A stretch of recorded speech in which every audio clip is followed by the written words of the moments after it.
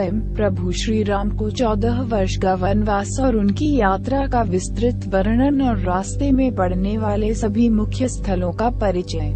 रामायण में उल्लेखित और अनेक अनुसंधानकर्ताओं के अनुसार जब भगवान राम को वनवास हुआ तब उन्होंने अपनी यात्रा अयोध्या से प्रारंभ करते हुए श्रीलंका में समाप्त की। इस दौरान उनके साथ जहां भी जो घटा उनमें से 200 से अधिक घटना स्थलों की पहचान की गई है। जाने माने इतिहासकार और पुरातत्व शास्त्रीय अनुसंधानकर्ता डॉ.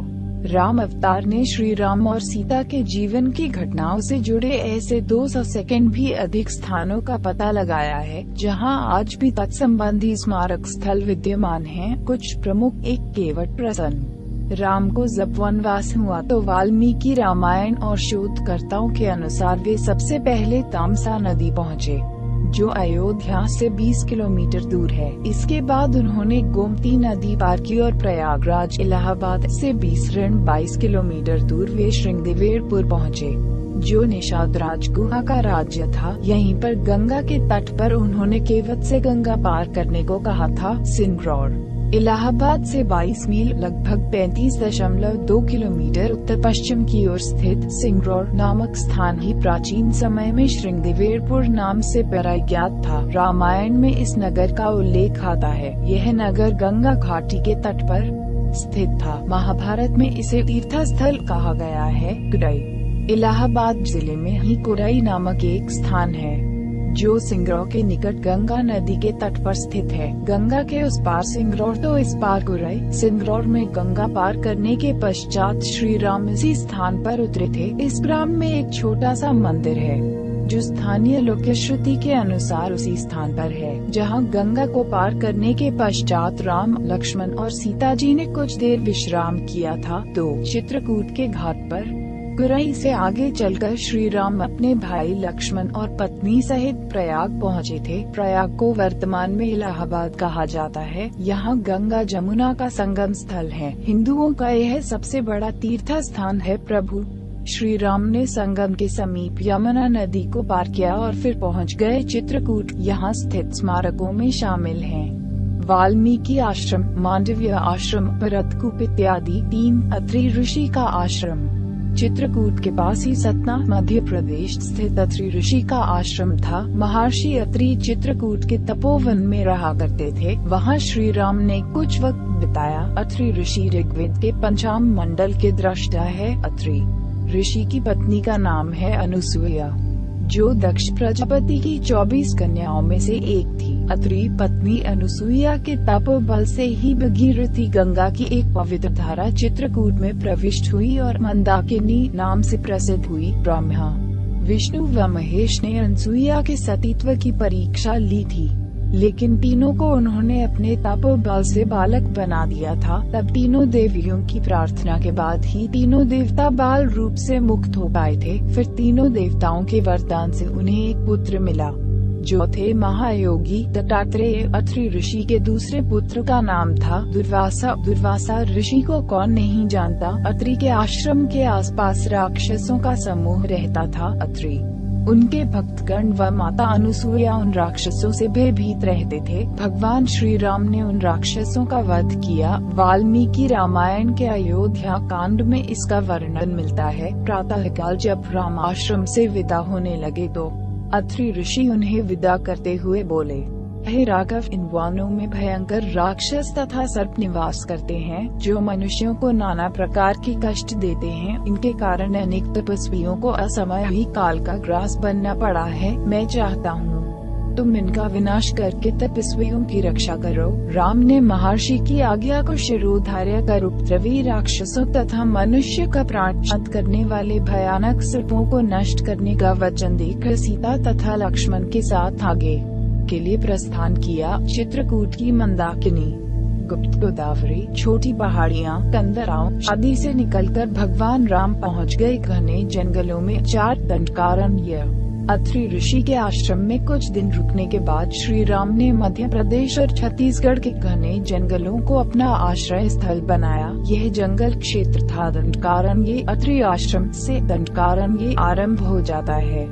छत्तीसगढ़ के कुछ हिस्सों पर राम के नाना और कुछ पर बानासुर का राज्य था। यहाँ के नदियों, पहाड़ों, सरोवरों एवं गुफाओं में राम के रहने के सबूतों की भरमार है। यहीं पर राम ने अपना वनवास काटा था। यहाँ वे लगभग 10 वर्षों से भी अधिक समय तक रहे थे। अत्रि आश्रम से भगवान राम मध्य प्रदेश के सतनार पहुँचे, जहाँ राम वन है। मध्य प्रदेश एवं छत्तीसगढ़ क्षेत्रों में नर्मदा व महानदी नदियों के किनारे 10 वर्षों तक उन्होंने कई ऋषि आश्रमों का भ्रमण किया। दंडकारण्य क्षेत्र तथा सतना के आगे वे विराधा सरभंग एवं सुतीक्षण मुनि आश्रमों में गए। बाद में सतीक्षण आश्रम वापस आए। पन्ना, रायपुर, बस्तर और जगदलपुर में कई स्मारक विद्यमान हैं। उदाहरणतः मांडव्य आश्रम, श्रृंगी आश्रम, राम लक्ष्मण मंदिर आदि। राम वहां से आधुनिक जबलपुर, शहडोल, अमरकंटक गए होंगे। शहडोल से पूर्वोत्तर की ओर सरगुजा क्षेत्र है। यहाँ एक पर्वत का नाम रामगढ़ है। 30 फीट की ऊंचाई से एक झरना जिस कुंड में गिरता है उसे सीता कुंड कहा जाता है। यहाँ वशिष्ठ गुफा है। 2 गुफाओं के नाम लक्ष्मण बोनगरा और सीता बोनगरा हैं। शहडोल से दक्षिण पूर्व की ओर बिलासपुर के आसपास छत्तीसगढ़ है। वर्तमान में करीब 92,300 वर्ग किलोमीटर क्षेत्रफल में फैले इस इलाके के पश्चिम में अबूझमाड़ पहाड़ियाँ तथा पूर्व में इसकी सीमा पर पूर्वी घाट शामिल हैं। दंडकारण्य में छत्तीसगढ़, ओडिशा एवं आंध्र प्रदेश राज्यों के हिस्से शामिल हैं। इसका विस्तार उत्तर से दक्षिण तक करीब 320 किलोमीटर तथा पूर्व से पश्चिम तक लगभग 480 किलोमीटर है। दंडक राक्षस के कारण इसका नाम दंडकारण्य पड़ा। यहाँ रामायण काल में रावण के सहयोगी बानासुर का राज्य था। उसका इंद्रावती महानदी और पूर्व समुद्र तट, गोविंदारी, गोदावरी तटक तथा अलीपुर, आरंदुली, किरंदुली, राजमहेंद्री, कोयापुर, कोयानार, छिंदकोया तक राज्य था। वर्तमान बस्तर की बारासूर नामक समृद्ध नगर की नींव बानासुर ने डाली, जो इंद्रावती नदी के तट पर था। यहीं पर उसने ग्राम देवी कोयटर माँ की बेटी माता माई खेरमाई की स्थापना की। बानासुर द्वारा स्थापित देवी दांत तोना दंतेवाड़ीन है। यह क्षेत्र आजकल दंतेवाड़ा के नाम से जाना जाता है। यहाँ वर्तमान में गौंड जाति निवास करती है तथा समूचा दंडकारण्य अब नक्सलवाद की चपेट में है। इसी दंडकारण्य का ही हिस्सा है आंध्र प्रदेश का एक शहर भद्राचलम। गोदावरी नदी के तट पर बसा यह शहर सीता रामचंद्र मंदिर के लिए प्रसिद्ध है। यह मंदिर भद्रगिरी पर्वत पर है। कहा जाता है कि श्री राम ने अपने वनवास के दौरान कुछ दिन इस भद्रगिरी पर्वत पर ही बिताए थे। स्थानीय मान्यता के मुताबिक दंडकारण्य के आकाश में ही रावण और जटायु का युद्ध हुआ था और जटायु के कुछ अंग दंडकारण्य में आ गिरे थे। ऐसा माना जाता है कि दुनिया भर में सिर्फ यहीं पर जटायु का एकमात्र मंदिर है। दंडकारण्य क्षेत्र की चर्चा पुराणों में विस्तार से मिलती है। इस क्षेत्र की उत्पत्ति कथा महर्षि अगस्त्य मुनि से जुड़ी हुई है। यहीं पर उनका महाराष्ट्र के नासिक के अलावा एक आश्रम था। पंचान आवटान असमाहारती पंचवटी 5 पंचवटी में राम। दंडकारण्य में मुनियों के आश्रमों में रहने के बाद श्री राम कई नदियों में, तालाबों, पर्वतों और वनों को पार करने के पश्चात नासिक में अगस्त्य मुनि के आश्रम गए। मुनि का आश्रम नासिक के पंचवटी क्षेत्र में था। त्रेतायुग में लक्ष्मण व सीता सहित श्री राम जी ने वनवास का कुछ समय यहाँ बिताया। उस काल में पंचवटी जिन स्थान या दंडवन के अंतर्गत आता था। पंचवटी या नासिक से गोदावरी का उद्गम स्थान त्रयंबकेश्वर लगभग 20 मील लगभग 32 किलोमीटर दूर है। वर्तमान में पंचवटी भारत के महाराष्ट्र के नासिक में गोदावरी नदी के किनारे स्थित विख्यात धार्मिक तीर्थ स्थान है। अगस्त्य मुनि ने श्री राम को अग्निशाला में बनाए गए शस्त्र भेंट किए। नासिक में श्री राम पंचवटी में रहे और गोदावरी के तट पर स्नान ध्यान किया। नासिक में गोदावरी के तट पर 5 वृक्षों का स्थान पंचवटी कहा जाता है। ये 5 वृक्ष थे पीपल, बरगद, आंवला, बेल तथा अशोकवट। यहीं पर सीता माता की गुफा के पास 5 प्राचीन वृक्ष हैं जिन्हें पंचवट के नाम से जाना जाता है। माना जाता है कि इन वृक्षों को राम, सीमा और लक्ष्मण ने अपने हाथों से लगाया था। यहीं पर लक्ष्मण ने शूर्पणखा की नाक काटी थी। राम लक्ष्मण ने खरवदूषण के साथ युद्ध किया था। यहाँ पर मारीच वध स्थल का स्मारक भी अस्तित्व में है। नासिक क्षेत्र स्मारकों से भरा पड़ा है, जैसे कि सीता सरोवर, रामकुंड, त्र्यंबकेश्वर आदि। यहाँ श्री राम का बनाया हुआ एक मंदिर खंडहर रूप में विद्यमान है। मरीच का वध पंचवटी के निकट ही मृगव्याधेश्वर में हुआ था। गिद्धराज जटायु से श्री राम की मैत्री भी यहीं हुई थी। वाल्मीकि रामायण रण्यकांड में पंचवटी का मनोहर वर्णन मिलता है। 6 सीताहरण का स्थान सर्वतीर्थ नासिक क्षेत्र में शूर्पणखा, मारीच और खरवदूषण के वध के बाद ही रावण ने सीता का हरण किया और जटायु का भी वध किया, जिसकी स्मृति नासिक से 56 किलोमीटर दूर ताकेट गांव में सर्वतीर्थ नामक स्थान पर आज भी संरक्षित है। जटायु की मृत्यु सर्वतीर्थ नाम के स्थान पर हुई, जो नासिक जिले के इगतपुरी तहसील के ताकेट गांव में मौजूद है। इस स्थान को सर्वतीर्थ इसलिए कहा गया क्योंकि यहीं पर मरणासन जटायु ने सीता माता के बारे में बताया। राम जी ने यहाँ जटायु का अंतिम संस्कार करके पिता और जटायु का श्राद्ध तर्पण किया था। इसी तीर्थ पर लक्ष्मण रेखा थी।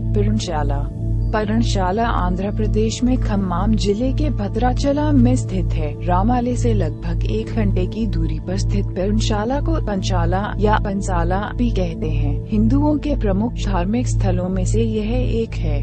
पर्णशाला गोदावरी नदी के तट पर स्थित है। मान्यता है कि यही वह स्थान है जहां से सीता जी का हरण हुआ था। हालांकि कुछ मानते हैं कि इस स्थान पर रावण ने अपना विमान उतारा था। इस स्थल से ही रावण ने सीता को पुष्पक विमान में बिठाया था, यानी सीता जी ने धरती यहाँ छोड़ी थी। इसी से वास्तविक हरण का स्थल यह माना जाता है। यहाँ पर राम सीता का प्राचीन मंदिर है। 7 सीता की खोज सर्वतीर्थ जहाँ जटायु का वध हुआ था, वह स्थान सीता की खोज का प्रथम स्थान था। उसके बाद श्री राम लक्ष्मण तुंगभद्रा तथा कावेरी नदियों के क्षेत्र में पहुंच गए। तुंगभद्रा एवं कावेरी नदी क्षेत्रों के अनेक स्थलों पर वे सीता की खोज में गए। 8 शबरी का आश्रम तुंगभद्रा और कावेरी नदी को पार करते हुए राम और लक्ष्मण चले सीता की खोज में। जटायु और कबंध से मिलने के पश्चात वे ऋषिमूक पर्वत पहुँचे। रास्ते में वे पंपा नदी के पास शबरी आश्रम भी गए, जो आजकल केरल में स्थित है। शबरी जाति से भिन्न थी और उनका नाम था श्रमणा। पंपा नदी भारत के केरल राज्य की तीसरी सबसे बड़ी नदी है। इसे पंपा नाम से भी जाना जाता है। पंपा तुंगभद्रा नदी का पुराना नाम है। श्रावणकोर रजवाड़े की सबसे लंबी नदी है। इसी नदी के किनारे पर हम्पी बसा हुआ है। यह स्थान बेर के वृक्षों के लिए आज भी प्रसिद्ध है। पौराणिक ग्रंथ रामायण में भी हम्पी का उल्लेख वानर राज्य किष्किंधा की राजधानी के तौर पर किया गया है। केरल का प्रसिद्ध सबराइमले मंदिर तीर्थ इसी नदी के तट पर स्थित है। 9 हनुमान से भेंट मलय पर्वत और चंदन वनों को पार करते हुए वे ऋषिमूक पर्वत की ओर बढ़े। यहाँ उन्होंने हनुमान और सुग्रीव से भेंट की, सीता के आभूषणों को देखा और श्री राम ने बाली का वध किया। ऋषिमूक पर्वत वाल्मीकि रामायण में वर्णित वानरों की राजधानी किष्किंधा के निकट स्थित था। इसी पर्वत पर श्री राम की हनुमान से भेंट हुई थी। बाद में हनुमान ने राम और सुग्रीव की भेंट करवाई,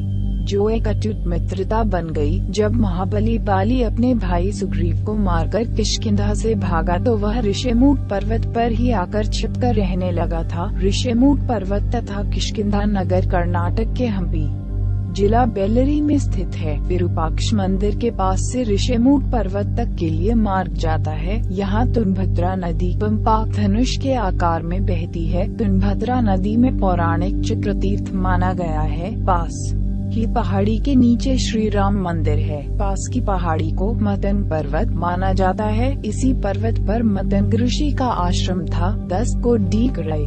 हनुमान और सुग्रीव से मिलने के बाद श्री राम ने अपनी सेना का गठन किया और लंका की ओर चल पड़े। मलय पर्वत, चंदन वन, अनेक नदियों, झरनों तथा वन वाटिकाओं को पार करके राम और उनकी सेना ने समुद्र की ओर प्रस्थान किया। श्री राम ने पहले अपनी सेना को कोडिकरी में एकत्रित किया। तमिलनाडु की एक लंबी तटरेखा है जो लगभग 1000 किलोमीटर तक विस्तारित है। कोडिकरी समुद्र तट वेलाग्नि के दक्षिण में स्थित है, जो पूर्व में बंगाल की खाड़ी और दक्षिण में पाल्क स्ट्रेट से घिरा हुआ है। लेकिन राम की सेना ने उस स्थान के सर्वेक्षण के बाद जाना कि यहाँ से समुद्र को पार नहीं किया जा सकता और यह स्थान पुल बनाने के लिए उचित भी नहीं है।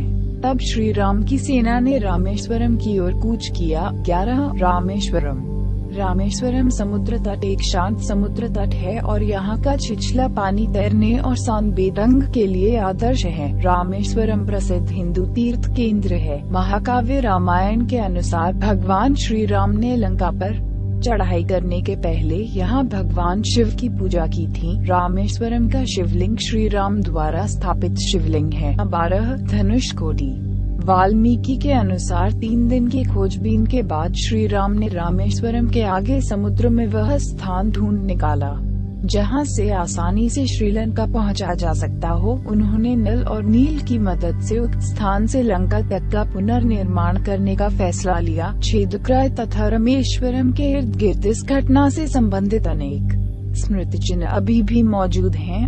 रामेश्वरम में धनुषकोडी नामक स्थान से यात्रियों को राम सेतु के अवशेषों को दिखाने ले जाते हैं। धनुषकोडी भारत के तमिलनाडु राज्य के पूर्वी तट पर रामेश्वरम द्वीप के दक्षिणी किनारे पर स्थित एक गांव है। धनुषकोडी पंबन के दक्षिण पूर्व में स्थित है। धनुषकोडी श्रीलंका में तलैमन्नार से करीब 18 मील पश्चिम में है। इसका नाम धनुषकोडी इसलिए है कि यहाँ से श्रीलंका तक वानर सेना के माध्यम से नल और नील ने जो पुल राम सेतु बनाया था उसका आकार मार्ग धनुष के समान ही है। इन पूरे इलाकों को मन्नार समुद्री क्षेत्र के अंतर्गत माना जाता है। धनुषकोडी ही भारत और श्रीलंका के बीच एकमात्र स्थलीय सीमा है जहां समुद्र नदी की गहराई जितना है जिसमें कहीं कहीं भूमि नजर आती है। दरअसल यहाँ एक पुल डूबा पड़ा है। 1860 में इसकी स्पष्ट पहचान हुई और इसे हटाने के कई प्रयास किए गए। अंग्रेज इसे एडम ब्रिज कहने लगे तो स्थानीय लोगों में भी यह नाम प्रचलित हो गया। अंग्रेजों ने कभी इस पुल को क्षतिग्रस्त नहीं किया, लेकिन आजाद भारत में पहले रेल ट्रैक निर्माण के चक्कर में बाद में बंदरगाह बनाने के चलते इस पुल को क्षतिग्रस्त किया गया। 30 मील लंबा और 1.25 मील चौड़ा यह राम सेतु 5 सेकंड 30 फुट तक पानी में डूबा है। श्रीलंका सरकार इस डूबे हुए पुल पंबन से मन्नार के ऊपर भूमार्ग का निर्माण कराना चाहती है, जबकि भारत सरकार नौवहन हेतु उसे तोड़ना चाहती है। इस कार्य को भारत सरकार ने सेतु समुद्रम प्रोजेक्ट का नाम दिया है। श्रीलंका के ऊर्जा मंत्री श्री जयसूर्या ने इस डूबे हुए राम सेतु पर भारत और श्रीलंका के बीच भूमार्ग का निर्माण कराने का प्रस्ताव रखा था। 13 नुवाराएलिया पर्वत श्रृंखला वाल्मीकि रामायण अनुसार श्रीलंका के मध्य में रावण का महल था। नुवाराएलिया पहाड़ियों से लगभग 90 किलोमीटर दूर बांद्रवेला की तरफ मध्य लंका की ऊंची पहाड़ियों के बीचों बीच सुरंगों तथा गुफाओं के भंवर जाल मिलते हैं। यहाँ ऐसे कई पुरातात्विक अवशेष मिलते हैं जिनकी कार्बन डेटिंग से इनका काल निकाला गया है।